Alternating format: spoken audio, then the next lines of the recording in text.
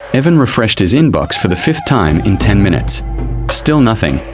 The email he had sent 2 days ago sat at the top of his screen, polite, carefully worded, and addressed to a hiring manager whose response could decide his future. Every buzz of his phone tightened his chest. Every silence made it worse. T work. Evan struggled to focus.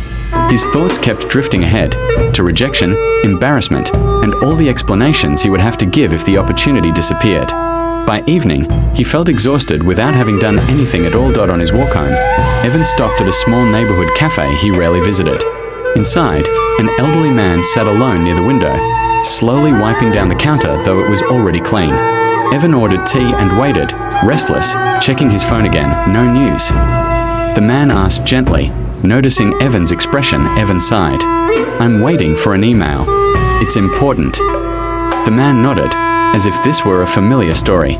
"When I was younger," he said, "I waited for many answers that never arrived on time." Evan looked up. "What did you do?"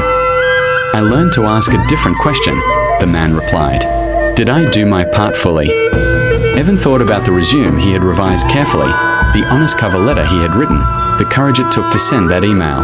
He had done all he could. The rest, the man continued, was never mine to hold. That night, Evan put his phone away and focused on cooking dinner, tasting each bite, feeling the warmth of the stove. For the first time in days, his mind felt quiet. The next morning, Evan woke up lighter. Whether the email arrived or not no longer felt like a verdict on his worth. He opened his laptop and began working on a personal project he had long postponed. Later that afternoon, the reply finally came, but by then, Evan had already learned the lesson the silence was meant to teach him. Peace begins when effort ends, and waiting no longer owns you.